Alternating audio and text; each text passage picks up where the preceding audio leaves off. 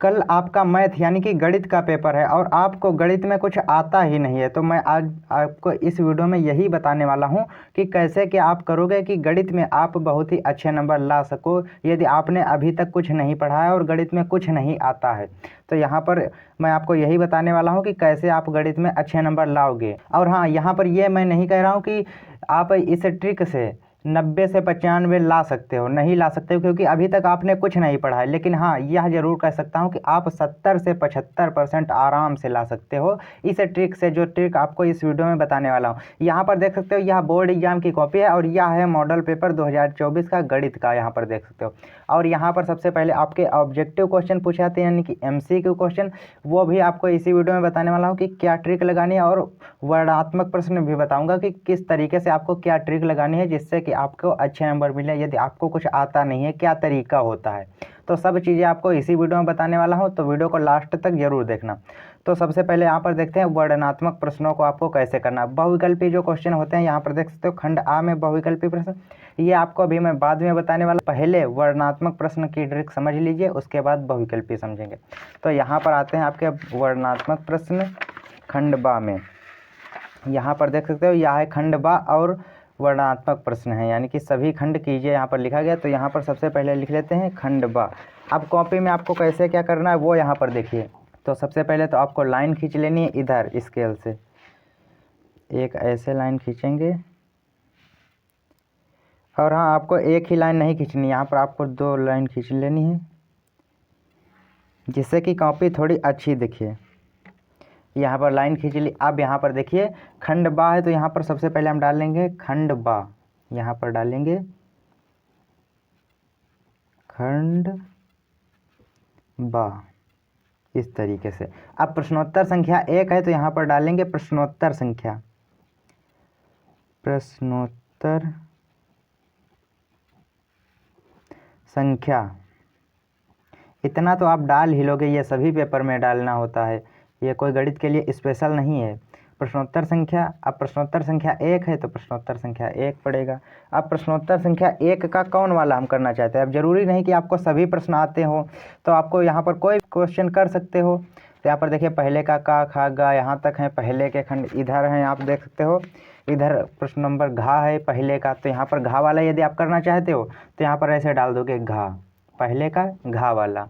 अब यहाँ पर आप लोगों ने खंड बा प्रश्नोत्तर संख्या 1 का घा डाल दिया। अब इसके बाद आपको क्या करना है, इसके बाद आपको यहाँ पर अंडरलाइन कर देना है पटरी की सहायता से, इस तरीके से यहाँ पर देख सकते हो अंडरलाइन कर देना है, इससे भी कर देंगे ऐसे। अब देखिए सवाल किस तरीके से हल करना है।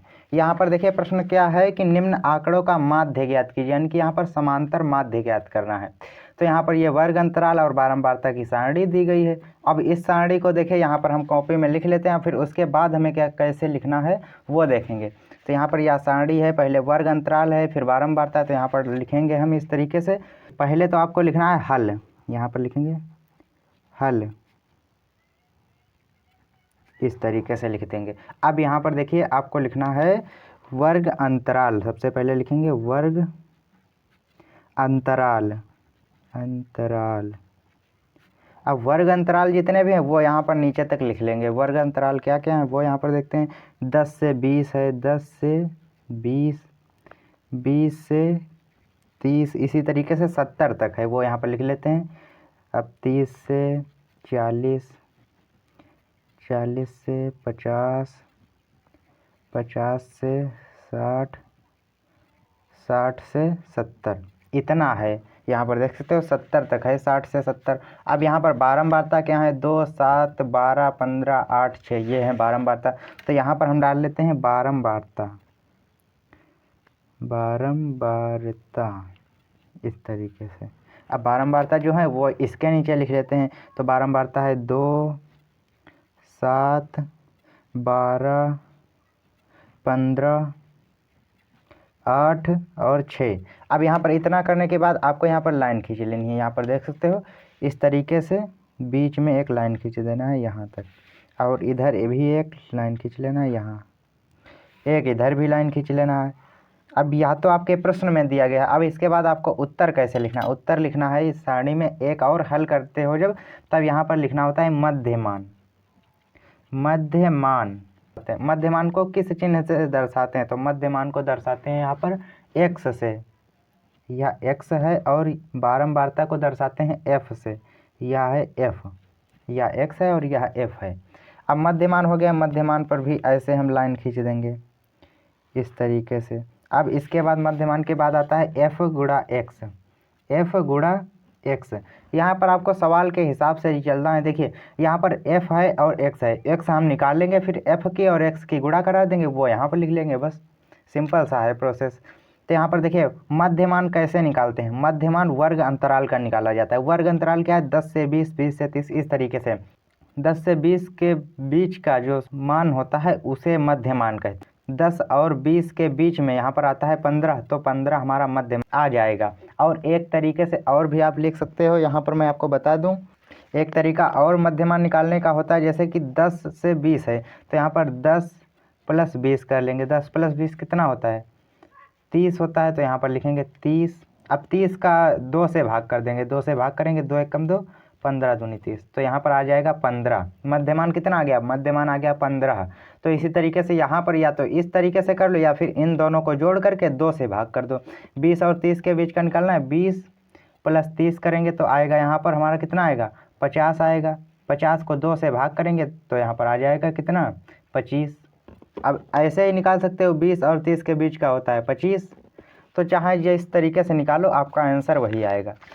तो यहाँ पर 10 और 20 के बीच का मध्यमान है 15, 20 और 30 के बीच का है यहाँ पर 25, 30 से 40 के बीच का है यहाँ पर 35, और 40 से 50 के बीच का मध्यमान होगा यहाँ पर 45, और 50 से 60 का मध्यमान होगा 55, और 60 से 70 का मध्यमान होगा यहाँ पर 65। अब यहाँ पर आपका मध्यमान निकल आया। मध्यमान के बाद यहाँ पर आपको किस तरीके से करना है वो देखिए, मध्यमान आगे। अब यहाँ पर आपका f भी निकल आया है और x भी। अब f की और x की गुणा करानी है, यहाँ पर देख सकते हो सारणी में लिखा है f गुणा x। अब 2 की 15 से गुणा कराएंगे, कितना आएगा? 30 आ जाएगा, यहाँ पर 30 आ गया। 25 की जब 7 से गुणा कराएंगे, अब गुणा कराने का तरीका आप कॉपी है या जो आपकी, इसके आखिरी पेज में आप यहाँ पर इस तरीके से लिख दोगे रफ कार्य। रफ कार्य लिख करके आप जहाँ पर भी आपको जो भी रफ कार्य करना वो आप उसी पेज में कर सकते हो। जैसे कि रफ कार्य करना है आपको 25 की और 7 की गुणा निकालनी है आप पर, तो लिखेंगे 25 × 7, 7 × 5 = 35, 35 का 5 हासिल 3 लगेंगे, 7 दूनी 14, 14 3 17 हो जाएगा यहाँ पर। तो यहाँ पर 175 आ गया। 175 यहाँ पर लिख लेंगे, 175। इसी तरीके से आप सबका गुणा रफ कार्य कर करके कर दोगे। अब यहाँ पर 12 की और 35 की जब गुणा कराते हैं तब आता है यहाँ पर 420। जब गुणा कराओगे तब 420 आएगा आपका। और फिर 15 की और 45 की जब गुणा कराएंगे तब आएगा यहाँ पर 675, 675 आएगा यहाँ पर। अब इसी तरीके से 55 की और 8 की जब गुणा कराते हैं तब आता है यहाँ पर 440, 440 आएगा। और 65 की 6 से जब गुणा कराएंगे तो आएगा हमारा 390, 390 इस तरीके से। अब देखिए इसके बाद आपको क्या करना है, यह सारणी आपको इस तरीके से इधर भी एक लाइन खींच देनी है, ऐसे सारणी या बन गई आपकी जितनी बननी थी। ऐसे ऊपर भी आपको एक लाइन खींच देनी है और एक यहाँ पर ऐसे, जिससे कि पता तो चले कि आपने यहाँ पर सारणी बनाई है। अब देखिए यह सारणी बन गई। इसके बाद आपको यहाँ पर नीचे लिखना है सिग्मा, सिग्मा एफ, यानी कि एफ का जितना भी जोड़ हो इन संख्याओं को जोड़ना है। देखिए जोड़ते कैसे हैं, तो इन संख्याओं को आपको सभी संख्याओं को जोड़ लेना है। जोड़ने पर संख्या जो आती है वो आती है यहाँ पर 50, इन सभी को जोड़ने पर 50 आता है। और इसी तरीके से यहाँ पर लिखेंगे सिग्मा एफ एक्स, यानी कि सिग्मा एफ एक्स, इन सभी का जोड़, ये जो सभी संख्याएं इनका जोड़ करना है। तो इनका जोड़ यहाँ पर क्या होता है? 2130 आएगा। जब सभी को आप जोड़ोगे तो आएगा 2130, यहाँ पर इसका जोड़ आएगा। अब इतना आपने कर लिया। इसके बाद आपको समांतर माध्य का सूत्र यहाँ पर लगा देना। समांतर माध्य का सूत्र क्या होता है वो यहाँ पर आपको बता दूँ। यहाँ पर लिखोगे आप समांतर माध्य। समांतर माध्य को किस चिन्ह से दर्शाते हैं? एक्स बार से। इस तरीके से यह चिन्ह होता है एक्स बार का। इसके बाद यहाँ पर होता है सिग्मा एफ एक्स बटे सिग्मा एफ, यह सूत्र होता है। इस सूत्र में ये वैल्यू जो है इनको रख देना है, आपका आंसर आ जाएगा। सिग्मा एफ है 50 और सिग्मा एफ एक्स है 2130, तो 2130/50 करेंगे यहाँ पर। इसके बाद करते हैं 2130/50। अब देखिए यहाँ पर इससे भाग करना होता है, यानी कि काटना होता है, तो यहाँ पर 0 से 0 कट जाएगा और 5 से इसमें भाग देना है 213 में, तो 5 एकम 5। अब 21 में 5 का भाग देंगे तो 5 चौके 20 हो जाएगा और 1 यहाँ से बच जाएगा, तो यहाँ पर 1 हो जाएगा, तो यहाँ पर 13 हो जाएगा, तो 5 दूनी 10 हो जाएगा यहाँ पर, और बच जाएगा 3, तो दशमलव लगाएंगे और 0 बढ़ाएंगे, तब हो जाएगा यहाँ पर 5 छक्का 30, यानी कि 42.6। यहाँ पर लिखेंगे इस तरीके से 42.6। ये हमारा इस सवाल का आंसर आ गया। देख सकते हो कितनी आसानी से यह सवाल लग गया है।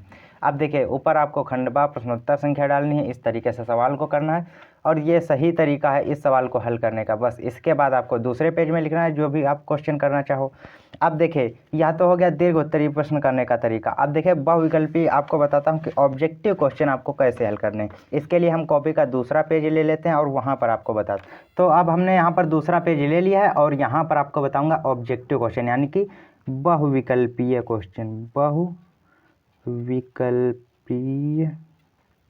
बहुविकल्पीय प्रश्न, यानी कि MCQ क्वेश्चन आपको बताने वाला हूँ कि किस तरीके से, यदि आपको आ नहीं रहे हैं, आपको पता नहीं है कि कौन सा ऑप्शन सही होगा, तब आप कैसे करोगे। तो यहाँ पर देखिए पहले नंबर में आपको क्या करना है, जो सबसे अलग दिखता हो, यानी कि लिखना है आपको जो सबसे अलग हो। अब अलग होने का मतलब क्या है, जैसे कि यहाँ पर एक ऑप्शन में 5 दिया है, एक ऑप्शन में 15, एक ऑप्शन में 27 और एक में आपका दे दिया गया 35। इसमें सबसे अलग कौन सा है बताइए आप लोग। 5 इसमें भी है, 5 इसमें भी, 5 इसमें 5 नहीं है, तो इसका सबसे अलग ऑप्शन होगा वो होगा 27। और दूसरी कंडीशन यहाँ पर क्या है, दूसरे नंबर में लिखते हैं जिसमें, जिन प्रश्नों में क्या होता है, जिनमें दिया हो कि A व B दोनों, यानी कि पहला दूसरा ऑप्शन दोनों, और एक होता है इनमें से कोई नहीं, इनमें से कोई नहीं। दूसरी कंडीशन हो गई। तीसरी है यहाँ पर ये सभी, या फिर इनमें से सभी, इनमें से सभी। इस तरीके का कोई भी ऑप्शन, यदि आपको 4 में से कोई भी ऑप्शन इस तरीके का दिखता है तो आप उसी ऑप्शन को टिक कर देना। 80 से 85% तक वही ऑप्शन आपका सही होता है। देखिए 100% की गारंटी कोई नहीं ले सकता, क्योंकि यहाँ पर 100% यह नहीं कहा जा सकता है कि यही ऑप्शन सही होगा। यदि आपको कुछ नहीं आता है तो खाली छोड़ने से यह तुक्का लगाने की ट्रिक आप लगा देना। यही होता है तुक्का लगाने की ट्रिक, यानी कि आपको कुछ नहीं आ रहा है तो इन कंडीशंस पे आप अप्लाई करना अपना ऑप्शन, तो आपका 80 से 85% तक सही हो सकता है। यानी कि यदि 20 क्वेश्चन है तो 20 में से 10 तो आपके सही हो ही जाएंगे, यदि आप थोड़ा दिमाग लगा करके करते हो, थोड़ा सोच करके कि हाँ ये वाला नहीं ये हो सकता है, ये नहीं ये हो सकता है। यदि ऐसे आप करते हो दिमाग लगा करके थोड़ा, तब आपके 20 में से 10 से 15 क्वेश्चन सही हो जाएंगे। और यदि आपको इनमें से कुछ नहीं पता है कि यह कोई ऑप्शन ही नहीं आता है, तब अब आपको कुछ भी नहीं आता, 1 नंबर का भी सहारा नहीं है आपका बहुविकल्पी प्रश्न में, तब आपको कौन सी ट्रिक अपनानी, तब आपको कोई भी ऑप्शन एक पकड़ लेना है। जैसे कि ए पकड़ लो, या फिर बी पकड़ लो, या सी, या फिर डी, कोई भी ऑप्शन एक पकड़ लो और उसी में 20 क्वेश्चन उसी गोले काले करते जाओ। यानी कि ए यदि पकड़ लिए हो तो ए सब में टिक करते जाओ, ए वाला ही। यदि बी है तो बी ही सब में टिक करते जाओ। तो इससे यह जो ट्रिक है, इससे आपके लगभग 7 क्वेश्चन, 20 में 7 क्वेश्चन सही हो जाएंगे। यह तो गारंटी है कि 7 क्वेश्चन सही हो जाएंगे इस ट्रिक से, और इससे तो आपके 10 से 15 क्वेश्चन सही हो सकते हैं। तो यहाँ पर मैंने आपको ऑब्जेक्टिव क्वेश्चन करने की ट्रिक्स बता दी हैं, इनसे भी आप कर सकते हो। यदि आपको आता है तब तो कोई बात ही नहीं, लेकिन जब आप कुछ पढ़े नहीं हो, आपको कुछ पता नहीं है, तब आप इस ट्रिक को लगाओगे। तो आई होप कि आपको यह मैथ में पास होने का तरीका पता चल गया होगा कि किस तरीके से, यदि आपको गणित में कुछ नहीं आता है तब आप कैसे पास होगे। तो दोस्तों वीडियो यदि आपको अच्छी लगी तो वीडियो को लाइक कर दीजिए, और चैनल पर यदि नए हैं तो चैनल को भी सब्सक्राइब कर लीजिए। तो चलिए मिलते हैं आपसे और किसी नेक्स्ट वीडियो में।